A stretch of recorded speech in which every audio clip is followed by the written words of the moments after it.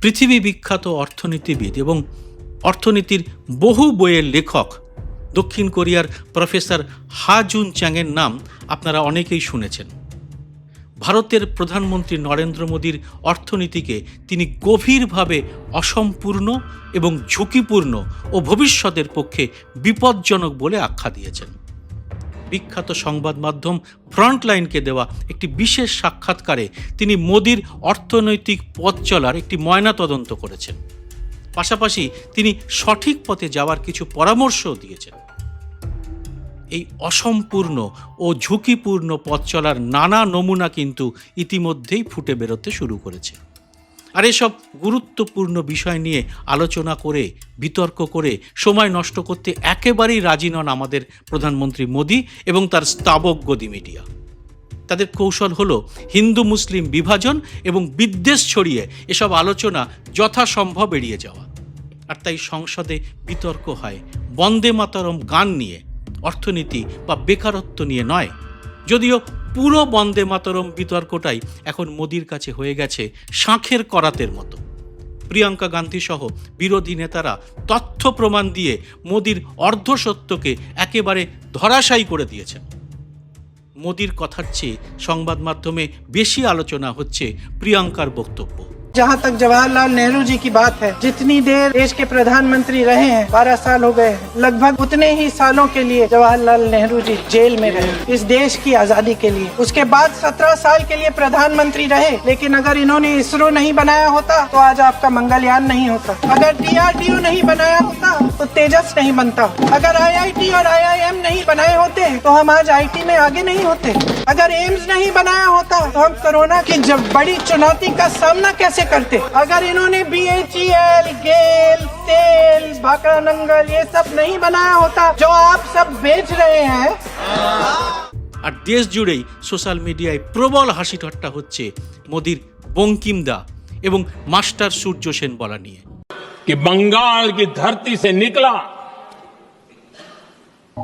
बंकिम दा का ये भाव सूत्र,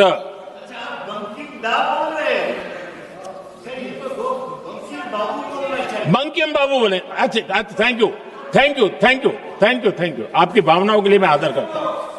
बंकिम बाबू ने थैंक यू दादा, थैंक यू। বিজেপিও এখন তাই এই বিষয়টি থেকে পালাতে পারলেই বাঁচে। কিন্তু আমরা এসব হালকা বিষয় না গিয়ে মোদির আমলে দেশের প্রকৃত অর্থনীতির চিত্রটা কীরকম দাঁড়িয়েছে আর তা কেন এমন হলো, কত টাকা বিদেশি ঋণের বোঝায় এখন জর্জরিত দেশ, তা নিয়ে একটি তথ্যভিত্তিক আলোচনায় ঢুকব। ভিডিওটি শেষ পর্যন্ত দেখে ভালো লাগলে শিক্ষিত এবং যুক্তিবাদী মানুষের কাছে এটা পৌঁছে দিতে ভুলবেন না।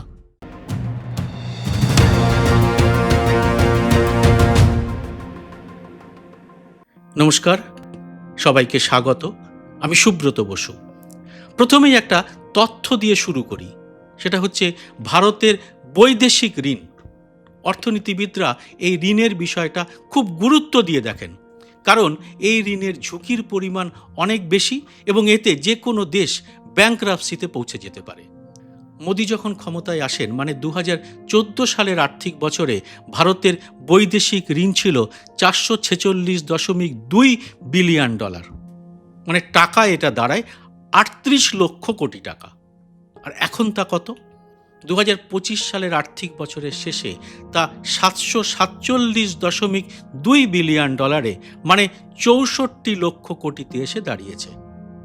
অর্থাৎ গত 10 বছরে এই ঋণের পরিমাণ 68% বেড়েছে।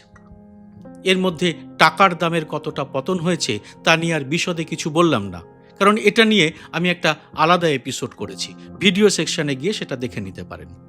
তবে ভোটের ময়দানে মোদির এর জন্য খুব ক্ষতি হবে কি? কারণ অন্ধভক্তদের মগজই আলাদা, সে বাঙালি হোক, বিহারি হোক, গুজরাটি হোক বা মারাঠি।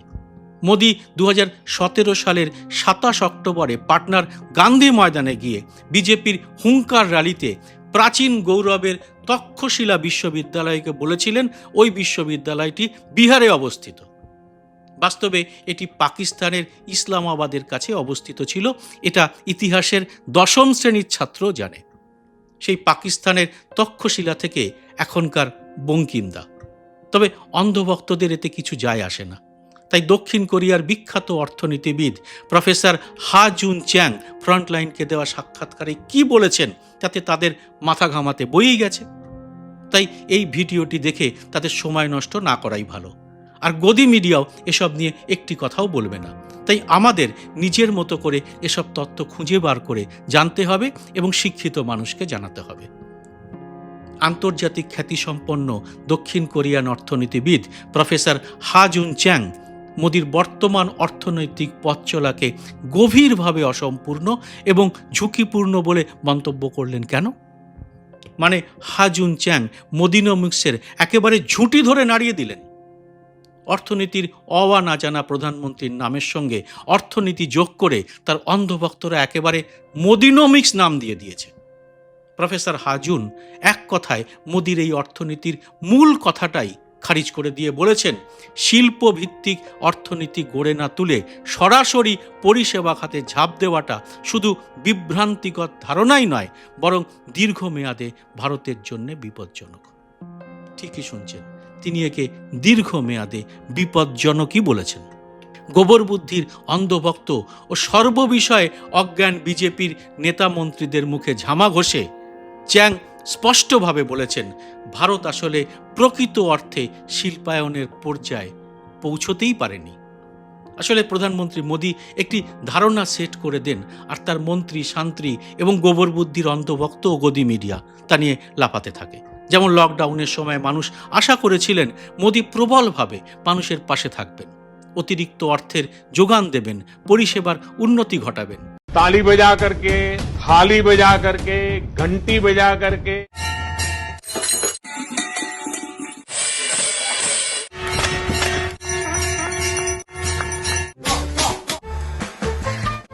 কিন্তু তখন থালা বাজানোর পাশাপাশি প্রধানমন্ত্রী ভাসিয়ে দিয়েছিলেন একটি বাক্য, সেটি হলো আত্মনির্ভর ভারত।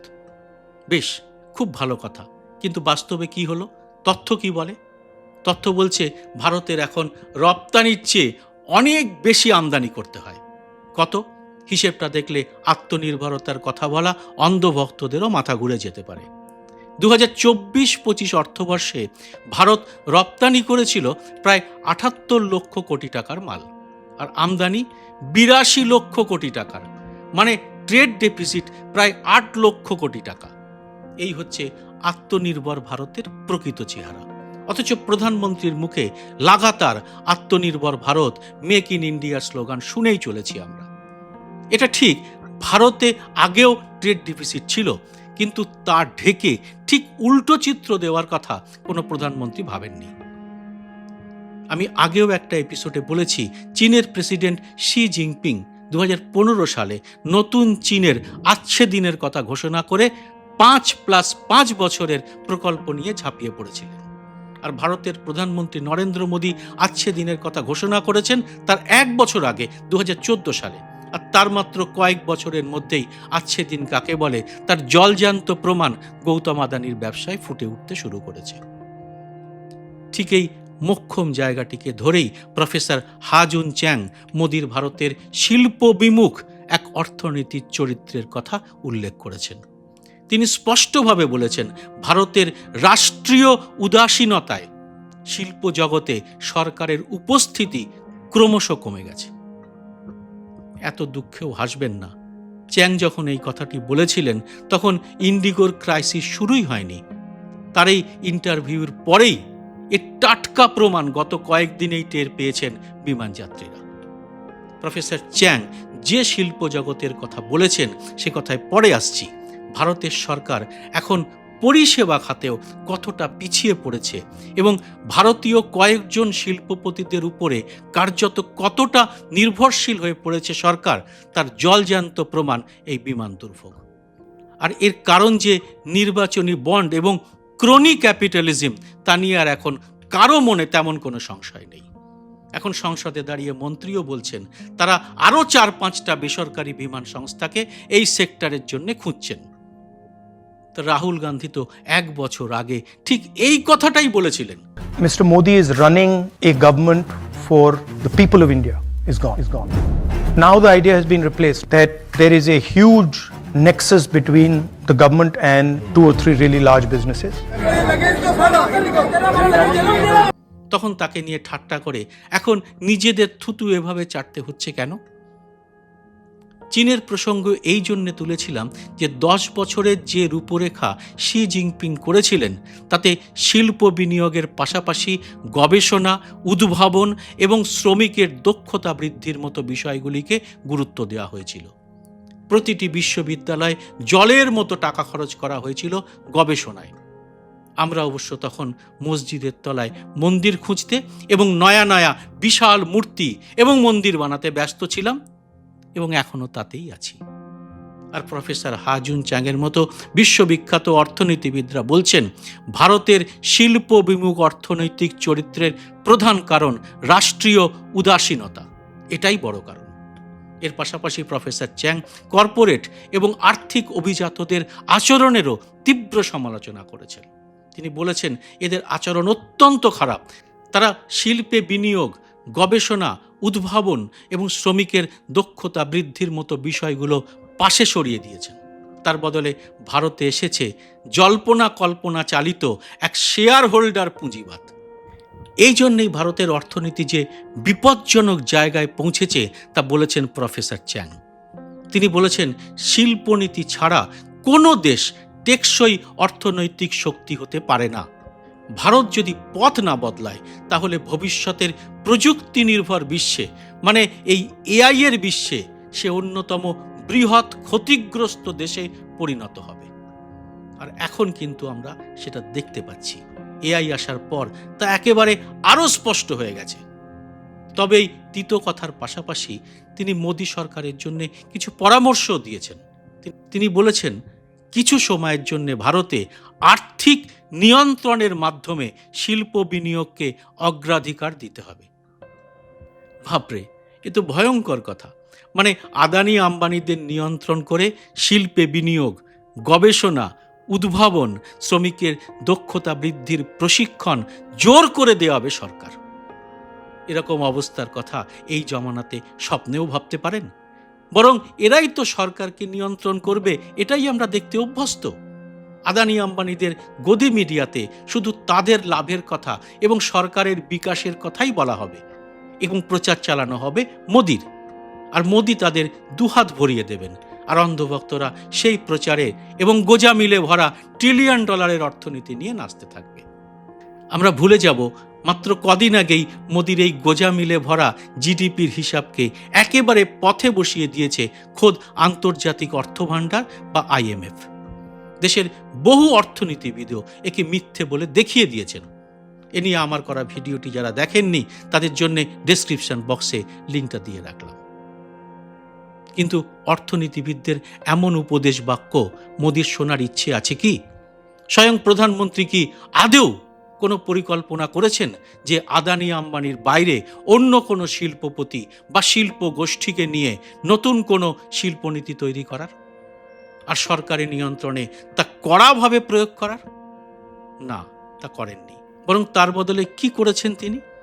অত্যন্ত সংক্ষিপ্ত এক শীতকালীন অধিবেশনেও শিল্পনীতি এবং দেশের মানুষের অন্যান্য অসুবিধা, মুদ্রাস্ফীতি, কর্মসংস্থান ইত্যাদির আলোচনা এড়ানোর জন্যে বন্দে মাতরম নিয়ে ঘন্টার পর ঘন্টা আলোচনার সময় ধার্য করা হয়েছে।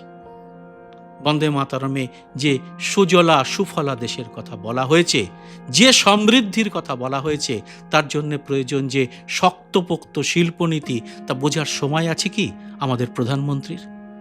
নাকি আলগাভাবে কোনো হোমওয়ার্ক না করে যেভাবে তিনি সাহিত্য সম্রাট বঙ্কিমচন্দ্রকে বঙ্কিমদা বলেছেন বা মাস্টারদা সূর্য সেনকে শুধু মাস্টার বলেছেন, সেরকমই আলগা এবং পরিকল্পনাহীন কি তার শিল্প পরিকল্পনাও? আপনাদের সুচিন্তিত মতামত অবশ্যই জানাবেন কমেন্ট বক্সে। জয় হিন্দ, সত্যমেব জয়তে।